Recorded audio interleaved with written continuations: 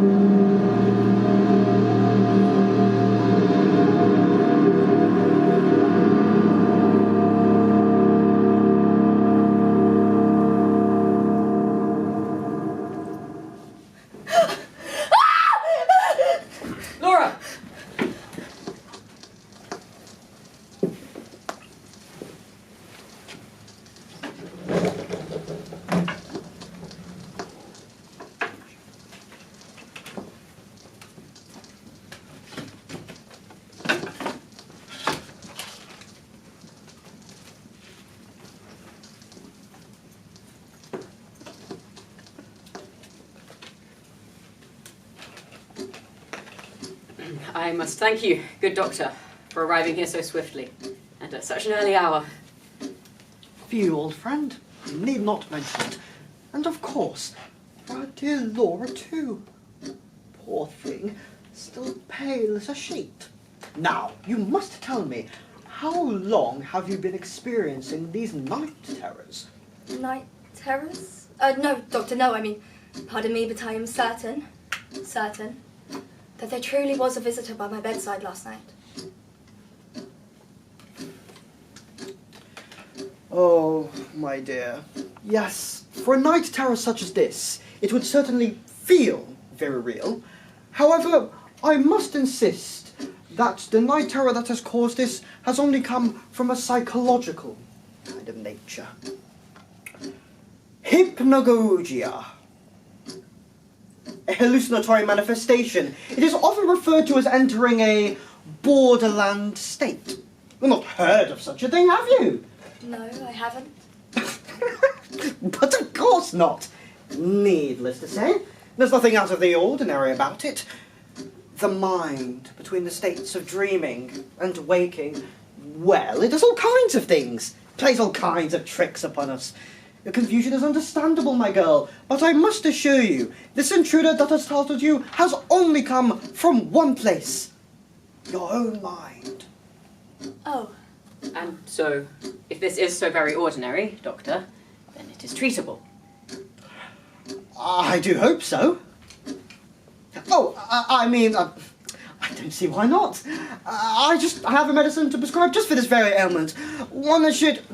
Well, I don't see why it shouldn't help Laura sleep very soundly, indeed.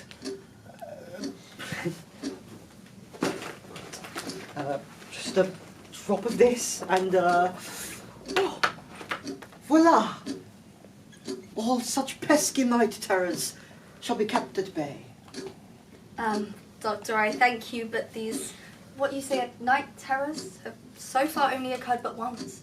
Is taking such a medicine truly necessary? At this stage, I mean. Well, there is nothing wrong with taking precautions, no? Whatever this dream it was you had, I mean, did it not frighten you so? To take the necessary steps in order to prevent it from happening again. Yes, we do the right thing in ensuring it does not occur even once more.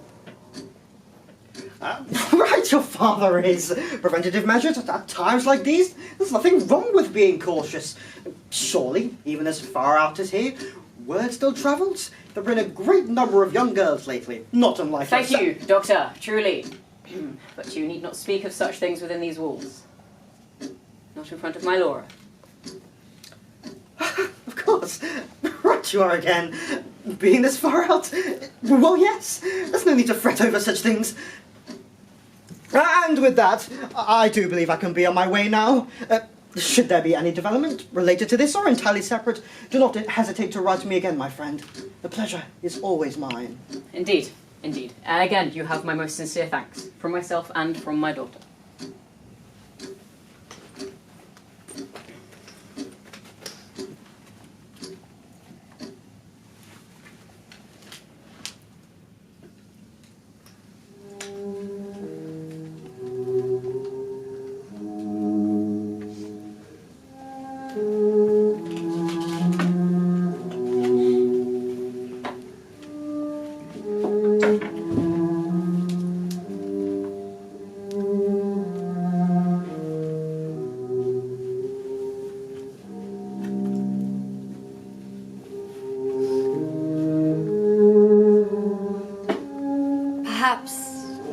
Not perhaps.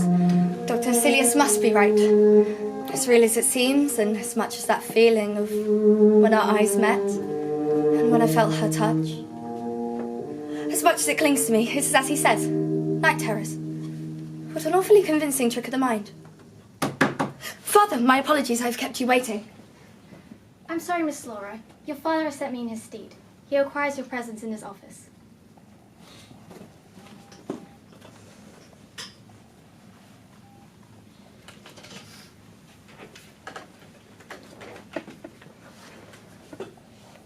Laura, my dear, I am afraid I have some rather unfortunate news to impart to you.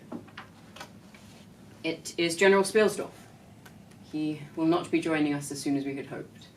Oh, dear, General Spielsdorf. So, neither will Beatrice. Yes, that is, unfortunately, just the thing. Truly, I can now say that I'm glad you never knew her. But why? Because the poor young lady is dead. Quite suddenly, it seems. Only received news in a letter from the General this morning. Here. The grief he is experiencing appears to be overwhelming him. His writing here is distracted, frantic. It is quite unlike the man I know. My darling girl.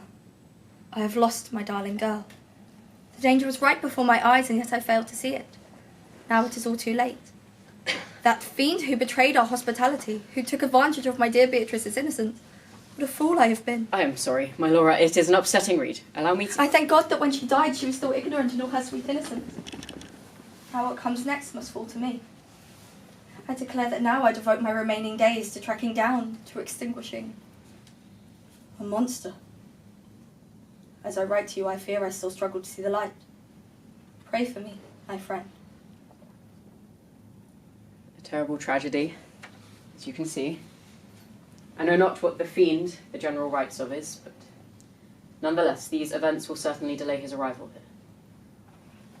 I'm sorry, my Laura. I know how you so looked forward to this visit. I know how you wanted to make a friend. Oh, it's all right, Father. I am not the one grieving, after all. As you say, I did not know her. Yes, indeed. But nonetheless, if you do feel yourself affected, there is no shame in it. I know you are a sensitive creature. It is a shock, yes, but I will be just fine. Taking a walk will clear my mind, I am sure of it. I will see you at dinner, Father, and thank you.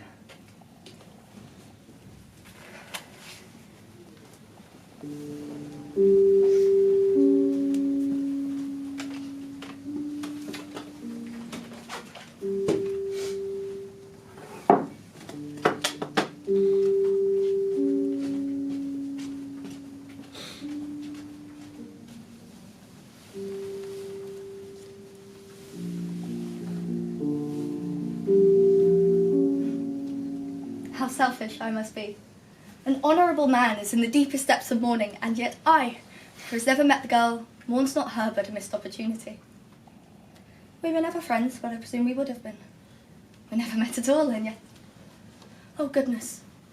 Oh, darkness is setting already. In my sorry state, I'd scarcely even notice. The moon looks so clear tonight. It reflects off the castle windows so beautifully. One would expect we were to receive fairies as guests or spirits from beyond, but not even that we could say. I really must be going now. Father would be worried. Is that a carriage? People out here. Oh God!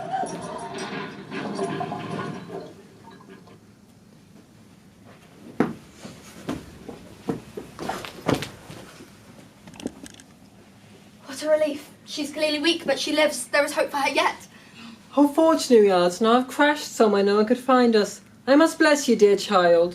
I am a Madame la Comtesse. Have you heard that name before? How kind of you to make such a show of helping. But I don't suppose you actually know how to help, do you? My father, in wartime past, he was a soldier. There are many things he had to do, to learn to do in times of peril. He passed such wisdom off to me. Always just in case. Always just Trifling detail. Let's discuss it no more. As you can see here, my daughter is the one in peril. It is proper assistance that she needs, and she must get. Tell me, child, where is the nearest village? I am afraid you would not encounter a village for some way yet. We are very remote out here, you see. But we do have my family's castle.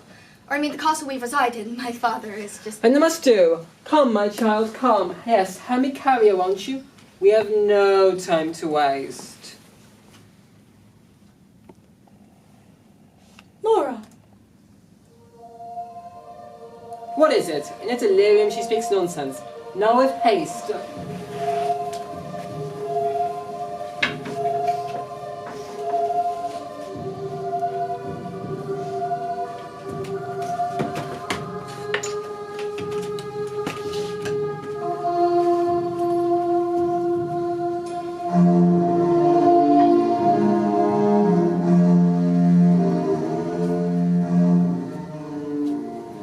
How fortunate we are to not have crashed somewhere no one could find us. And look at my child. I dare you tell me she's in any state to resume our route. No, madam, no. I would certainly not suggest such a thing. If you tell me such a thing, then you would lie. But I can see you're a man of great principle then, just from looking at you, you know. Perhaps you are a knight in shining armour, a beacon for us in the bleak, bleak darkness. If your situation truly is so dire, then I see no reason why your daughter cannot stay with us. I cannot allow that, good sir. Just your kindness and your chivalry too cruelly. I think nothing of it. In fact, your daughter's company may be precisely what my Laura needs. This timing may just be divine. We only recently received some rather terrible news ourselves, and she... Wonderful, in which case you must take some time to discuss all due arrangements for staying. Now, if you would come with me... Oh,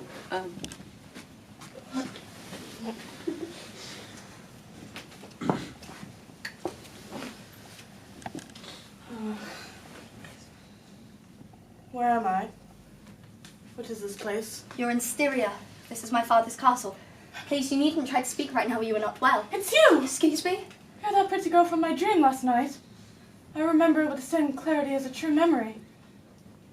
With the arch of your nose. Your gentle cheeks and your eyes. I saw you too. As if I was in a trance, as you were there upon my bed. You... Just awoken. I'd have you a clue where I was. But then, through the darkness, I crawled and scrambled until I saw a light. It was such a precious little light. I reached over to grab it in my arms and... I But then... screamed. And it was over. You know, I ought to have been scared, but something about your appearance comforted me rather than frightened me. Could it have been destiny, do you think? A premonition? Forgive me. It's just I've been so awfully longing to have a friend. Perhaps it was our shared dream, which is the reason why I feel so drawn to you. If you're experiencing night terrors, then perhaps one of my maids should stay up with you tonight. To check in with you. Just in case. Thank you. You are very kind, but I never slept with an attendant. I never could. I must be alone at night, with the doors locked. I do not wish to part with you so soon, but I suppose we must. It is late. Good night, dear Laura.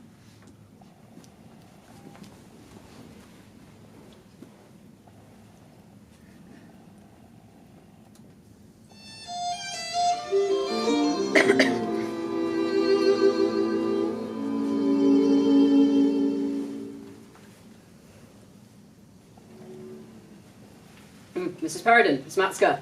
There you are. What kept you? Apologies, sir. She was... Ha! A spoiled madame is what she is. We only wish to ascertain her safety, but she continually refuses entry. Finally, after much persuasion, she finally permitted us to lay eyes on her. Whose place does she think this is? Well, if she's anything like her mother. Well, even so, I do quite like her. Very pretty creature she is. She must be our age, Laura. Oh yes, absolutely beautiful, with an eagle to match. What a beautiful, languid voice. But how did she find her own way to her room? I can only imagine what sort of engagement they're in such a hurry for. As I walked the Madame la Comtesse back to her carriage, which she insisted I do, I caught a glimpse of her servant. Yes, from a window I saw them. What an ill-looking pack of men, like strange little ugly dogs. Such strange creatures. I swear I could see their eyes bulging at their skulls. Tired from the long journey, perhaps? Oh, Miss Laura, you must get something out of her tomorrow. Oh, I highly doubt she'll manage to learn a single thing. All this gossip feels rather cruel, don't you think? She's sick and staying under our roof. Oh dear Laura, ever a sweet girl. While her mother was distracted, you spoke with her, did you not? In a manner, I suppose. She was still rather delirious and spoke to me as if it was an old friend. And then she excused herself, like she was already a tenant. But what did you think of her, Laura? She was graceful. Her eyes were so large and dark. And her hair was so thick, I wondered what it might look like down. She made an effort to flatter me, despite the strangeness of her behaviour. She was a confidence which I lacked. If you truly are so taken with her, then I suppose that is for the best. Apparently she's to be with us for 3 months, after all. Still, I must advise some caution. You know not what this family is involved in. Her mother is a strange woman. I only hope we have not done something foolish here. But I might make a friend, Father. Yes. Yes, I suppose you might.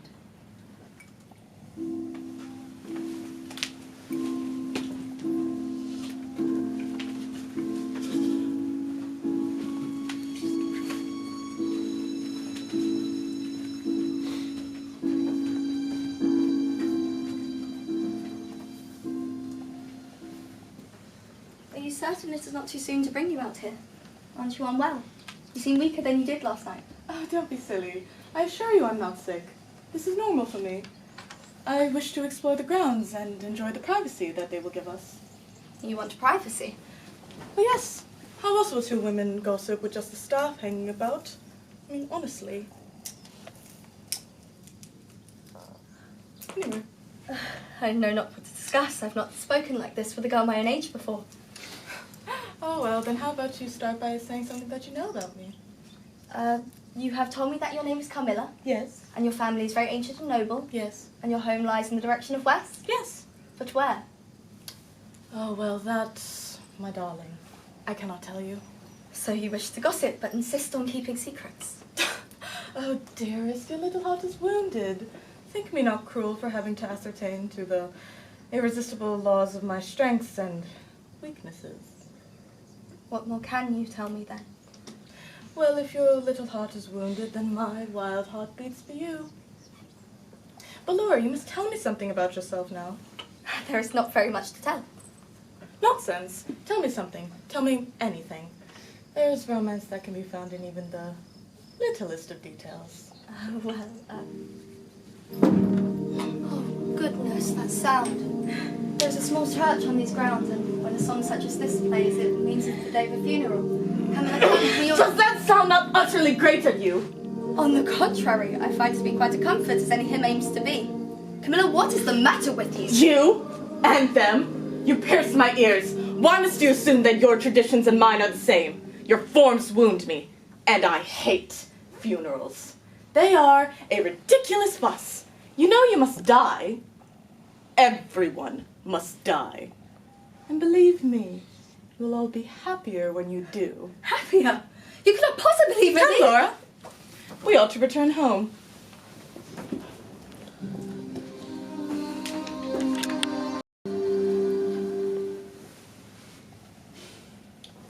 I fear this disease is becoming something like a plague, old friend. It is spreading with a fervour I did not anticipate. But we are safe here, Doctor. You hopefully shall be, yes. However, it has been said that a great number of these victims, young ladies at that, did experience night terrors similar to those of your daughter. Oh, nonsense. Have I not told you that she has been fine ever since? This disease you speak of is a disease of the peasantry. They infect one another with hysterical superstition. Not knowing any better, they repeat in imagination these images of terror. Thus a disease spreads. But you still hold no sympathy for their plight. Young madam, you ought not to listen in on conversations not meant for you. Where is Laura? On her way.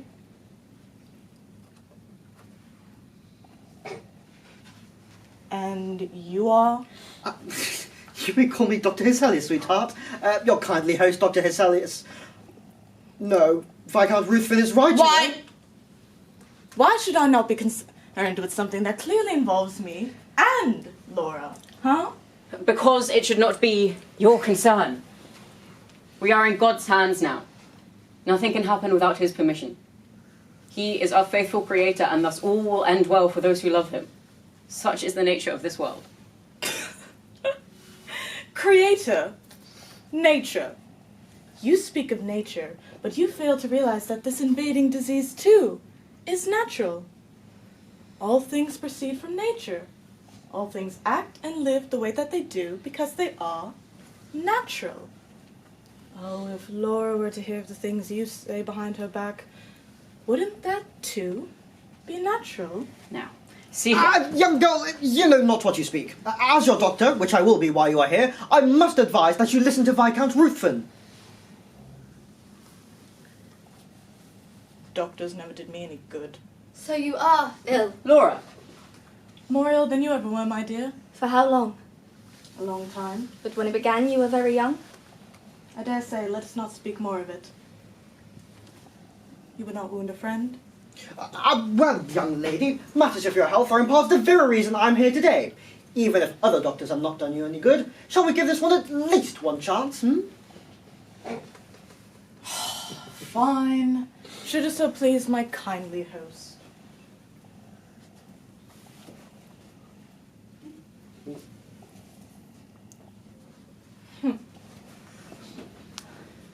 Goodness. Is she also this unhinged when the two of you are in conversation alone? Why did you not tell me the truth about my night terrors, Father? This connection between your night terrors and the peasant's disease is news to me too. You know better than to listen in on conversations not meant for your ears, don't you? Do you really think me so foolish to not notice the looks you and the doctor exchange? You always tiptoe around what is true, telling me versions that might suit the mind of a child, but I'm not a child! Laura! What has that Carmilla girl been filling your head with? My dear, I only wish to do what is best for you. It is a father's burden to bear the brunt of the world so that his daughter may live happily, without fear. I only wish to keep you safe. For yourself, and for your mother. I know, Father. Very good.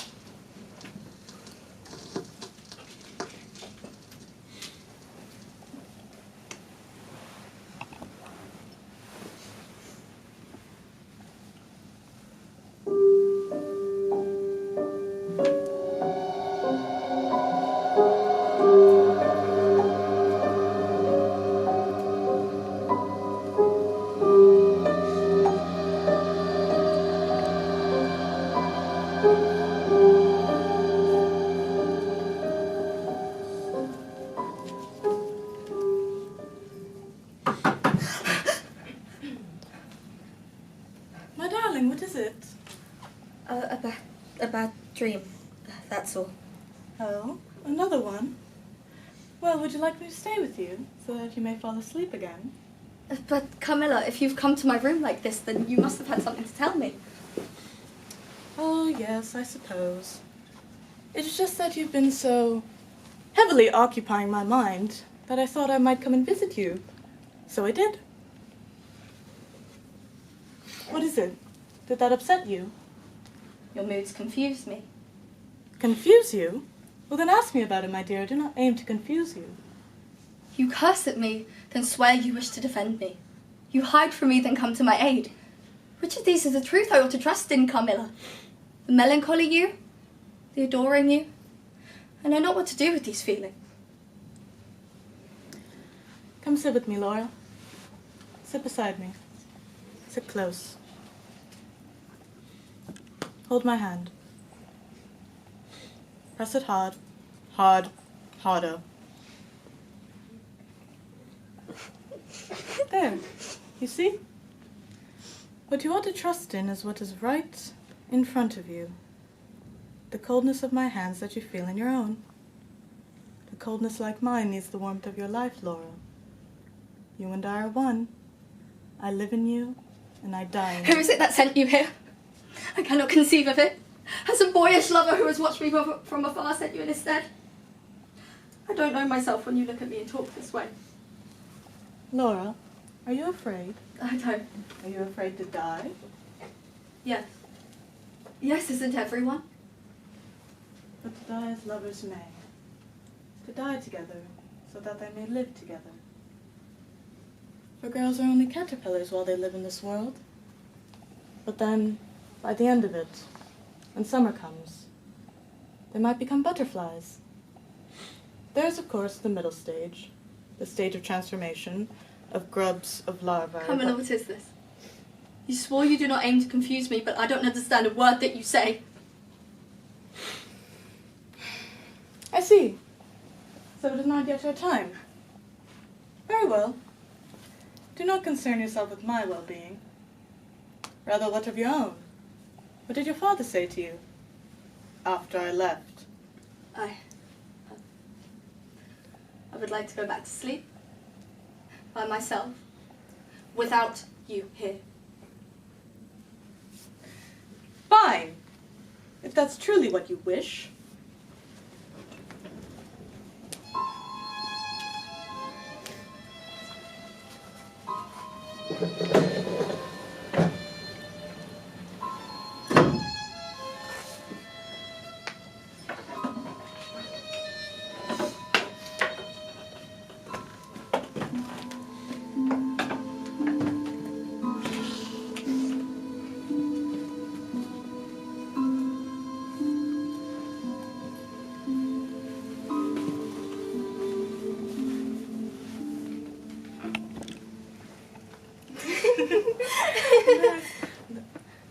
Oh, miss. Oh, Laura, my darling, you're here. Come join us. You were playing cards together. I did not know you got along so well. Matska, darling, you know I can see your hand from here, don't you? Now that Laura is here, I suppose I should ask a question. It is a prying one. I am sorry, my dear, but I am ever so curious to have an answer. Carmilla, have you really not heard at all from your mother since you arrived here? No. Goodness, how strange. Should she not be worried about you? Is she okay herself, I wonder? Do not fret, Mrs. Paradin. My mother is a busy woman with much to attend to. In fact, I was thinking of leaving here on my own. I know where my mother intended to go, so tracing her whereabouts should not be so difficult. What? You have been too kind and too hospitable to me. I've caused an infinity of trouble. I can take a carriage tomorrow even and go in pursuit of her as soon as then. But you also dream of any such thing. It is a foolish idea, especially when your mother so plainly instructed us to care for you until her return. Besides, what of a disease ravaging our lands? You are far safer here. Think nothing of it. Madam, Oh, that's... do not worry, sweet Lomatska. Laura is ignorant of the disease no longer. She's quite aware, as she should be. Oh, and I must thank you 1,000 times, Mrs. Paradin. However, your kindness, all of it... You cannot go. Not just like that. Don't you see that there is so much left that you have to tell me? It isn't fair. Do you really intend to flee now, leaving so much unsaid? Even after all that you could proclaim to me? About coldness, about warmth, about us? Oh? What a surprise. I did not expect you to speak out so boldly like this. And here I thought you wanted to get rid of me. Was it not my moods that you claimed to be so confusingly changeable? I never said I wanted to be rid of you, Carmilla. I just thought. Then let's be alone.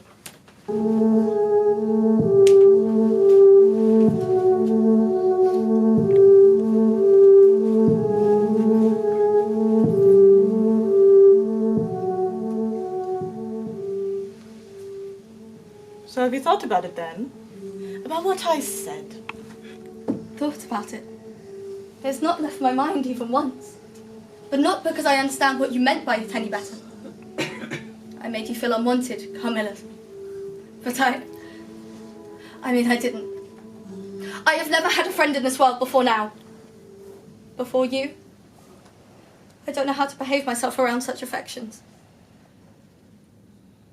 Laura, do not be so hard on yourself. I have acted petty, but I did not announce my departure in order to punish you. I intended to do what I thought might be best. But if it causes you such strife, then how could I leave you? Do you ever intend to fully confide in me? To tell me your story start to finish? You cannot answer. You cannot tell me what I want to hear. I was foolish to ask. You were right to ask. You were right to ask me anything. You were right to question, to seek the truth in things.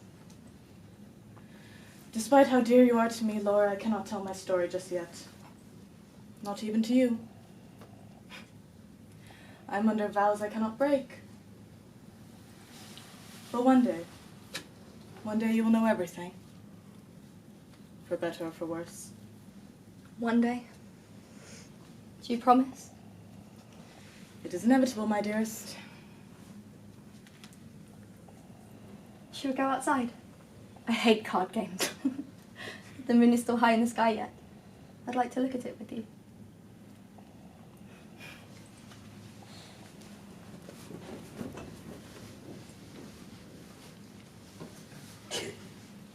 Surely you will not claim that you did not see that just now?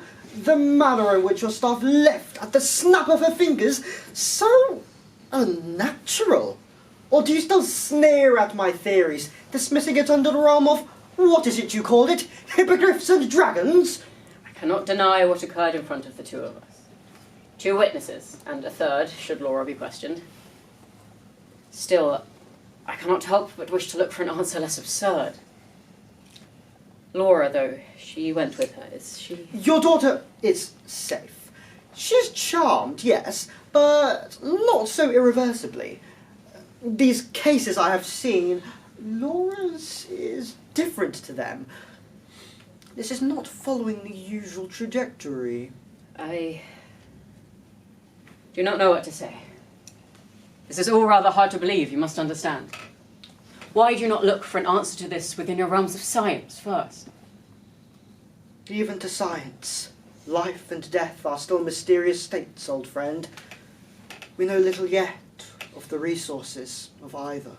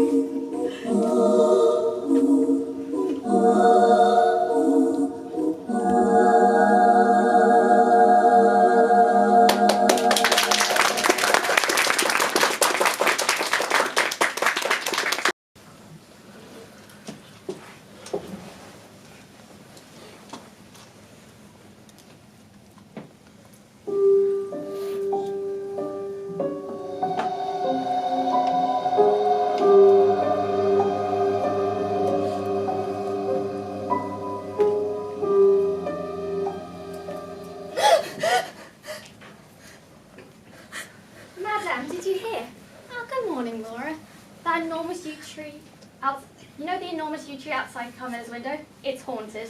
I dare say you shall speak such nonsense. Who told you such a thing? Martin, you know Martin. Twice now he's seen the same female figure approaching Carmilla's window.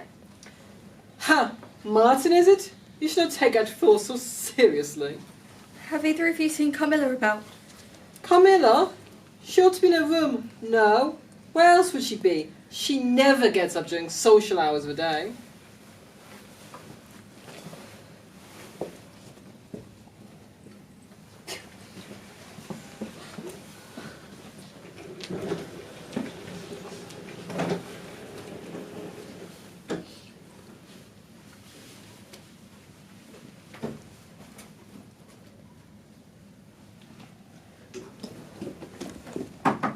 Carmilla! Carmilla! Please, I know you never rise at this time, but for once you must. I need to speak with you. Carmilla? Laura! Father, goodness, you frightened me. Apologies, my dear, I did not intend to. Laura, what in the good heavens have you done to yourself? What are you? I'm not sure. What is it? Laura, I know that you have not been yourself, despite all your protests that you are not ill, but this, you cannot deny this. Come, the doctor is here, and I must insist that you see him.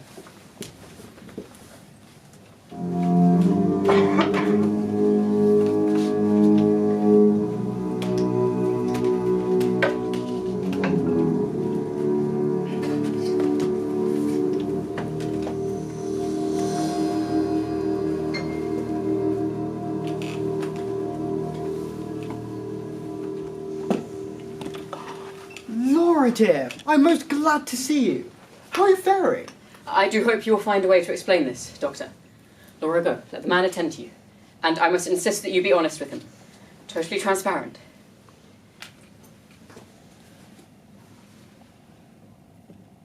Oh dear. I see. Laura, sweetheart, does this mark upon your neck feel sore to touch? No. I can feel the raised skin, but it doesn't hurt. Honestly, I'm feeling quite alright. A little tired, if nothing else, but alright. No pain, and the mark is the same. I fear it is as I suspected. But what is best to be done? Is there any danger? Laura dear, you say you do not feel any pain, but what other feelings have there been? Feelings that are new, different, unusual? Anything you've noticed may help me to help you. When I sleep, I am still having dreams. I would not describe them as night terrors, but rather as thrilling dreams. I feel I am in the midst of a cold river, its current rushing against me. I do not feel unsafe, but rather it is quite exciting. I feel as if in those dreams, I am truly living. What? My young friend, you say you feel well, but I insist you're far from it. Thus, some steps should be taken to ensure your full recovery. One such step should be that you must not let yourself alone for even a moment.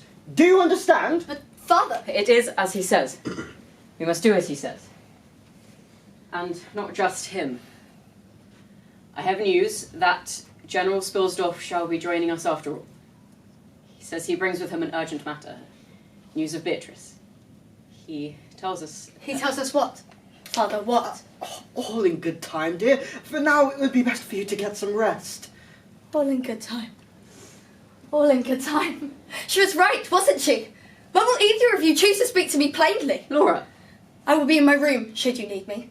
If I am not deemed fit to be left alone, if I must have company, why not allow me to be with Carmilla?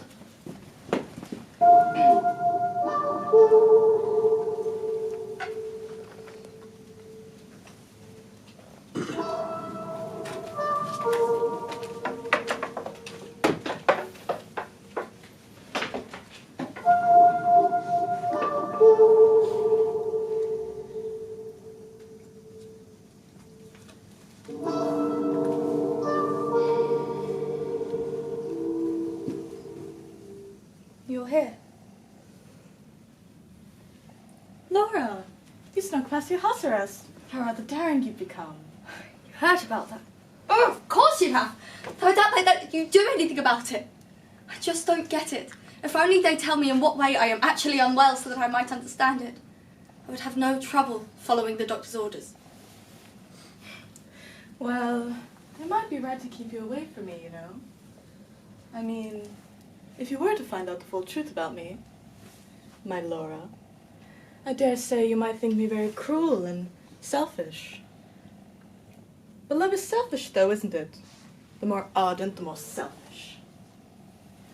Perhaps I am odd for this, but I do not feel so resentful when I know you are the one hiding truths from me. Frustrated, yes, but not resentful.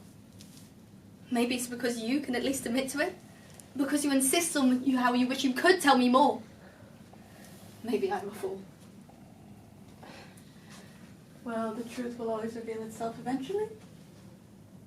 But when the time comes, I ask one thing of you.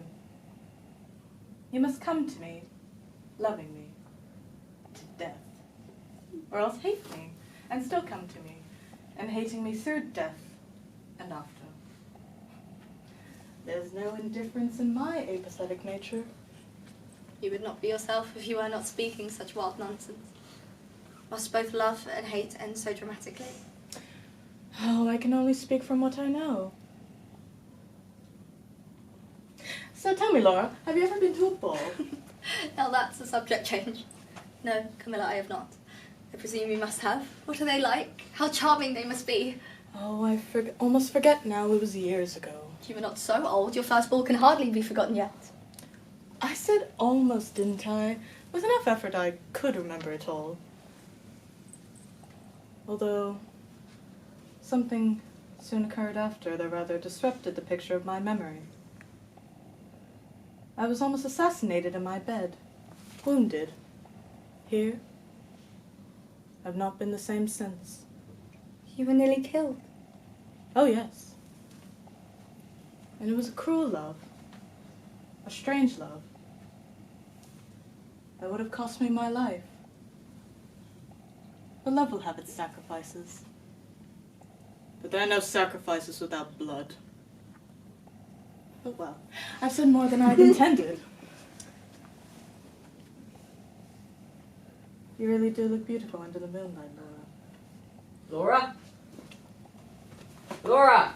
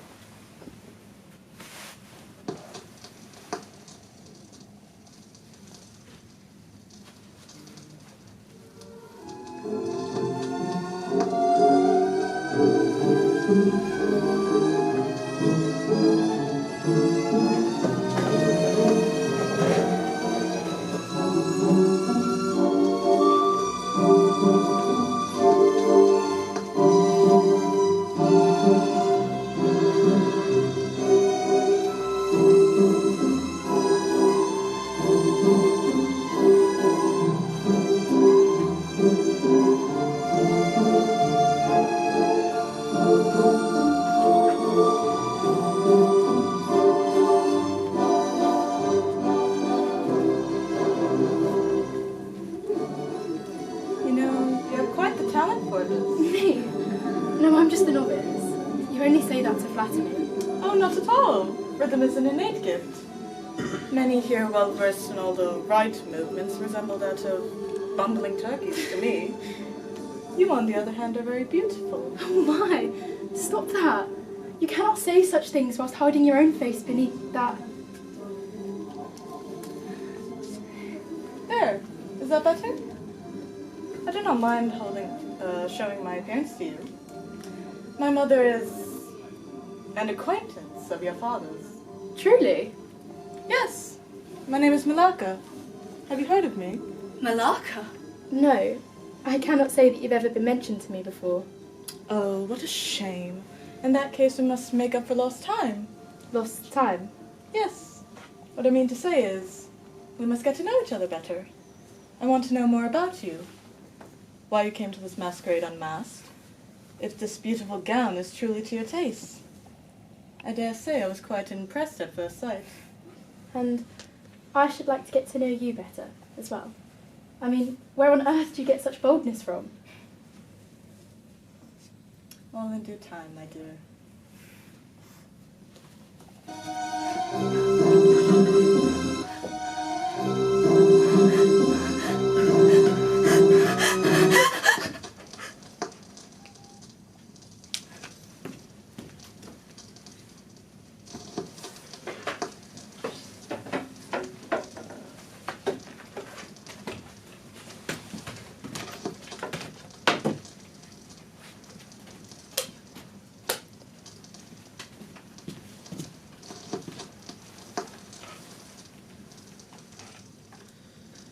Ah, Laura, my dear, I'm glad you're here. This is... Oh, do allow me. I am General Spielsdorf, who I am certain you have already heard plenty about from your father. It is a pleasure to finally meet you, sweet girl. The pleasure is all mine. Yes, indeed. General, shall we continue our conversation elsewhere? No. In fact, I find it imperative that Laura should be present. As you know, the news I bring speaks of a danger that would be a threat most chiefly to her. She must not shy away from this, even if it should be too much for a girl's ears. It is for her own good. If what he says is true, it is only right that I hear it for myself, Father. Yes, I suppose you're right. Is this about Beatrice's fate? Beatrice, my poor girl. Yes, young Laura, it is. I'm here in pursuit of a monster, you see. A creature most vile. We are modern men of disciplined thought, I know, but I cannot afford the luxury of skepticism any longer. Demons are real, child. As real as you are. It is a demon that stole my dear Beatrice's life. A demon, General. Silence yourself, man! You need to be the rational thinker. You need to hold on to such high-minded morals. It will bring you the same ruin it brought to me. I have reason to believe the foul beast has already made her movements in these parts, my friends. With her horrendous power, she has already struck. She? Malaka. That is the name by which the demon calls herself. I say she, for that is the guise under which she presents. That of a sweet young girl, unassuming, innocent. It is all a snare with which she lures in her prey. My Beatrice fell for her tricks, and I, a foolish man, did not see the danger till it was too late. General, I can see that you're clearly shaken. It has been a long journey here, has it not? Perhaps we should return to this later, after you have adequately... There is no time for rest! I see you still cling only to what aligns with your sensibilities, Ruth Verne. You make it so that I must prove you wrong. Oh, very well, but let this be known. In your inaction, your daughter will be next. Father, that is truly General Spielsdorf. Yes, and as I'd feared, he does not appear to be well. Laura, you came down here alone. Mrs. Peregrine was supposed to be with you. Where is she? Why must you be so rebellious as of late? Oh! God damn it.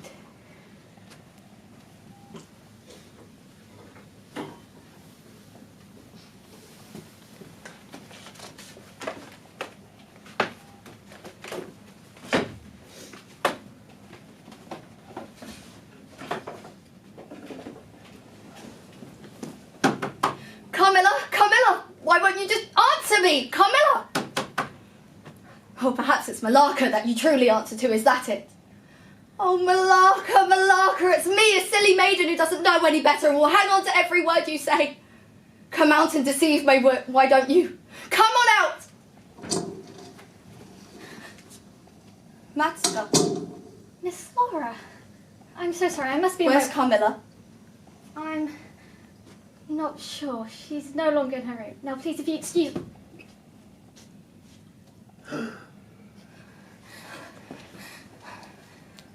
Miss Laura. It's not what it looks like. Don't worry, Matska. I understand perfectly.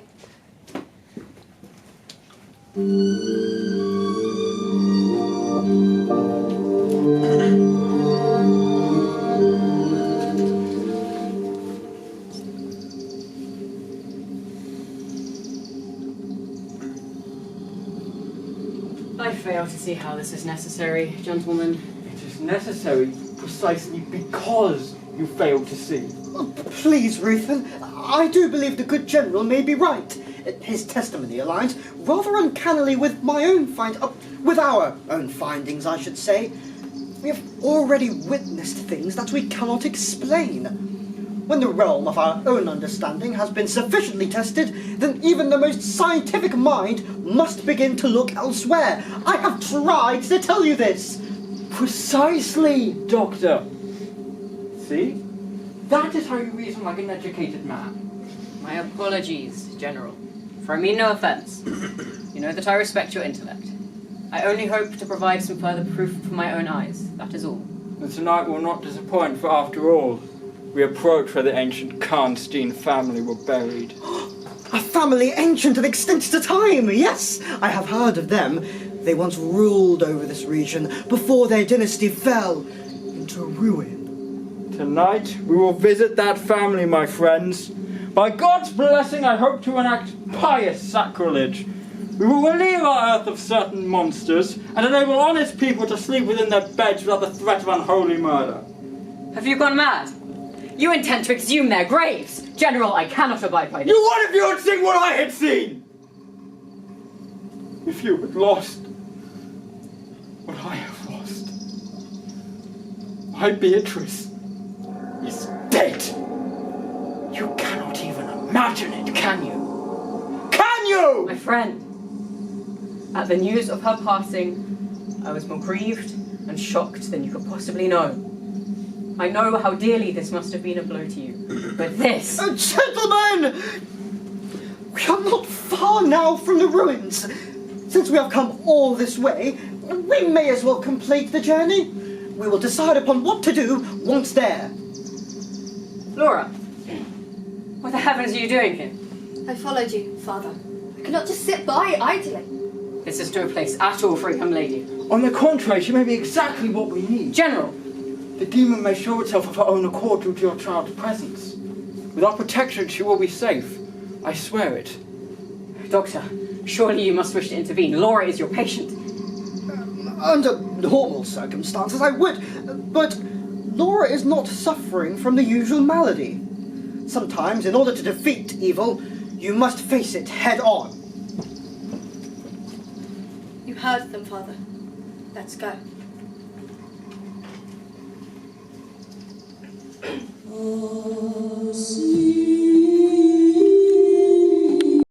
Here we are. This is the terrible place. So what? If we truly do encounter a monster here, what then? It is a steadfast belief around these parts that a stake to the heart is one method upon which the Strigoi can be killed. Oh, in plain English, vampires. And the demon that resides within them will shy away from any holy symbol. I know, I have seen it for myself. Fine. If you claim to have seen it yourselves, then I shall endeavour to trust you. The only way to handle this, then, is to attack the vampire. Not just attack, dear girl. Kill it. There is but one object that can interest me in the few years left to me on this earth, and that's to wreak vengeance on that she-devil. I'll decapitate her if I must. That's enough! My daughter shall not bear witness to such brutalities. I intend to skewer this monster. Don't you dare try to stop me. I am so sorry, my Laura. I will try to get the General under control. In meantime, please stay right where you are. I will be back shortly, so shortly. I must undo what I've allowed to happen to here. Don't move!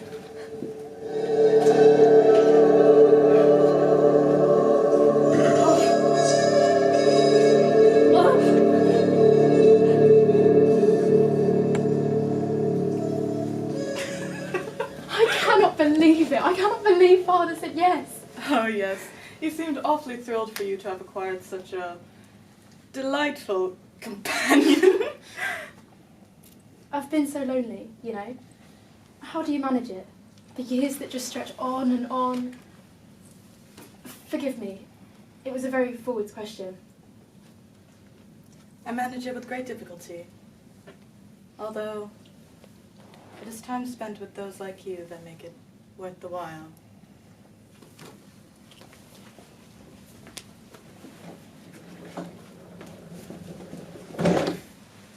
We must be careful, you know. My father, he approves of you to stay as a friend, but... Oh, don't be silly. Do not tell me that my courageous Beatrice has become a coward now. Of course not. It's just, my father has a terrible temper, Malaka. You haven't seen it yet. I worry about what he would do should he... Do not fret, my darling. You know I would protect you. But how would I protect you? You? Protect me? Hush now. I will not hear it any longer. You wicked fiend! Get away from her! No! Please!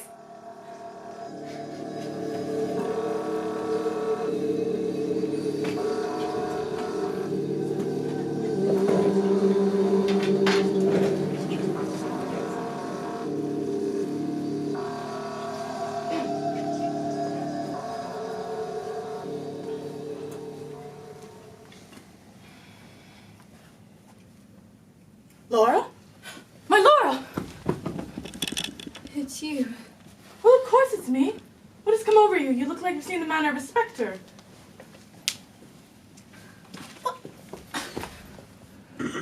What are you? Malaka. Do not call me that name. Why? Because it's another lie, or you do not wish to hear me utter anything true? You did what I asked. You hate me, and yet you still came. No, I do not hate you. Must you always deal in such absolutes? I just... Wondered how a monster like me came to be? If it is by the devil's power that I walk the earth. I do not think you are a monster, Carmilla. Then you are a fool! Why? You, who alone advocated for me, when all else sought to keep me silent. You made me feel special, Carmilla, intelligent, loved. Why must you continue to push me away, even now? I want to know you. Laura. Is it true what you said to me? Or is it a script you follow? A repetition of lovely things said to girls all too eager to hear them? It is a long afterlife that I've lived, my dearest. A melancholic and isolated existence. The living must die, and all I can do is revel in their sweetness as it lasts. You are not my first, Laura, but you are special. You are mine now, as I am named, Carmilla.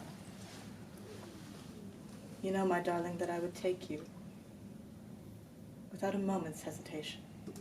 There you are! Demon! General Spielstock, wait, please. Oh, she has you seduced too, does she? Laura, sweet girl, if you still know what is best for you, you will get out of the way. Let the gentleman handle this. There is nothing gentle left in you, sir. I will not move. Insolent brat! There I have you now. Shudder under God's holy light. How does it feel to be in such pain? This is the moment I have waited for. Village to village I have pursued you, and now at last I will deliver my country from your plague. Let the heavens be my witness!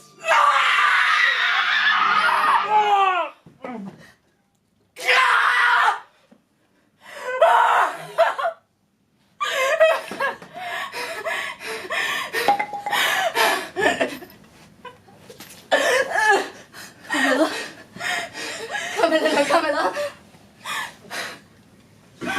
Oh, my darling, dashing Laura. Oh God, what have I done? You've done nothing, my dearest. It was all me. No!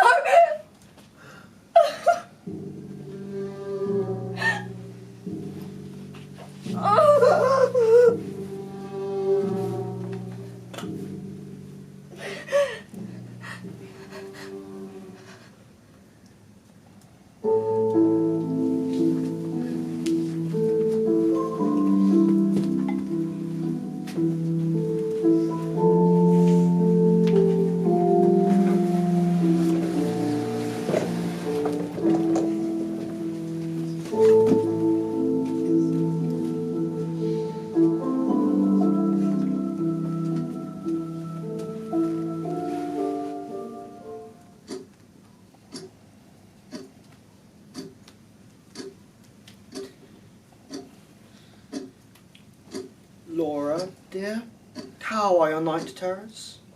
I have had none. None at all? None. Since she disappeared. I suspect it is no coincidence. And you saw it then? The moment she killed General Spielsdorf? Yes, well, I suppose witnessing such an event must have been deeply traumatic. You're exhibiting symptoms of shock. It is no wonder. I suppose when you are more recovered, though, dear, I must implore that I pick at your brain once more. It is for an essay I am writing upon these series of tragic events. You are a diligent girl, Laura. Your help will be much appreciated.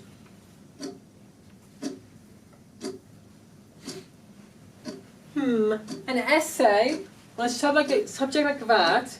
I think everyone used to call me mad. Learned men call it a terrible superstition, but if that's the case, how come it so prevails in Styria, in Moravia, in Silesia, in Turkish Serbia, in Poland, even Russia? Learned men only seek to learn of what they already know. You speak boldly, miss, although I cannot say I disagree. Now there are men of integrity like Dr. Hesselius are writing about this subject. Perhaps those men will start to listen, What do you think?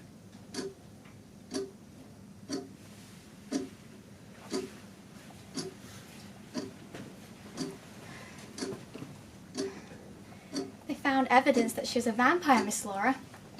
They found it on her body. Yes, they dug up her grave. Countess Malaka of Karnstein. Though she died 150 years ago, there were her features were still tinted with warmth. Her eyes were open. There was no smell of rot. There was even fresh That's blood. enough, Metzger.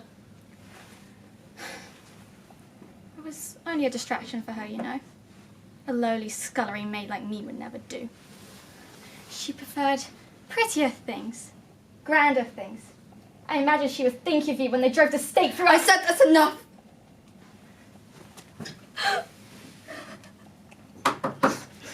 Laura? It is me, your father. I will not enter unless you wish it, but please, I wish to see you. Come in, father. Hello. May we, chat?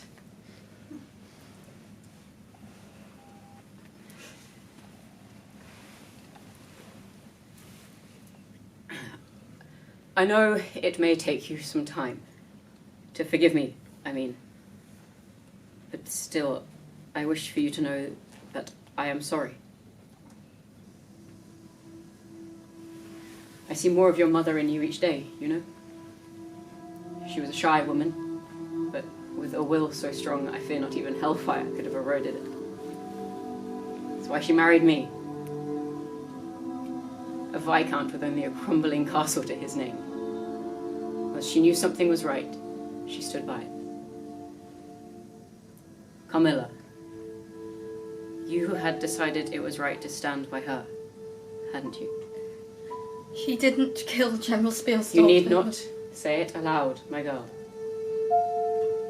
The General Spielsdorf that stood before us that night, that was not the man I once knew. Whatever happened there, with him, with Carmilla, the fault lies with me.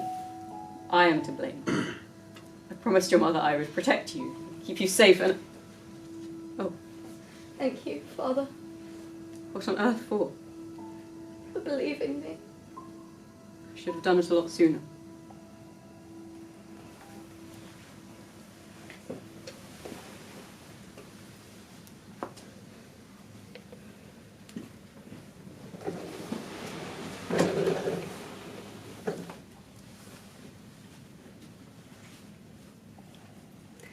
I wish I could say I speak now with any sort of composure. But that would be far from the truth. My mind cannot wander anywhere even close to the events that have passed without great agitation. To think of her is to reintroduce shadows of unspeakable horror.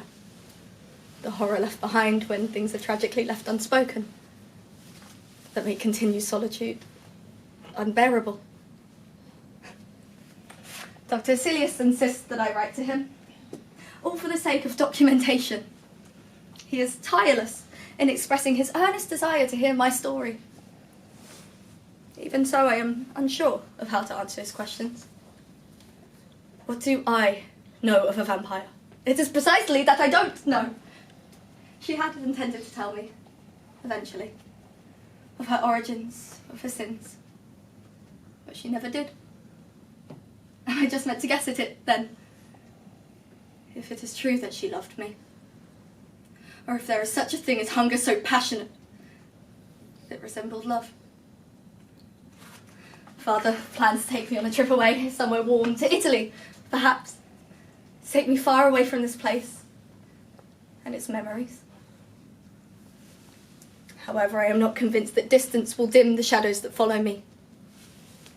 To this very hour, the image of Carmilla returns to me in ambiguous alterations. Sometimes she is the playful, languid, beautiful girl. Sometimes the writhing fiend in the ruined church. Often, still, apart from these images, I dare to dream. I fancy that I hear the light step of Carmilla at the drawing room door.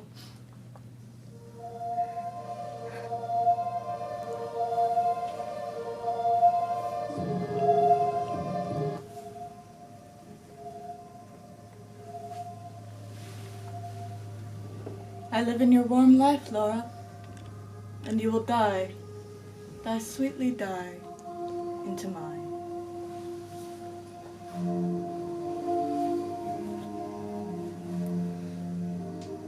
You are mine. You shall be mine. You and I are one. Forever.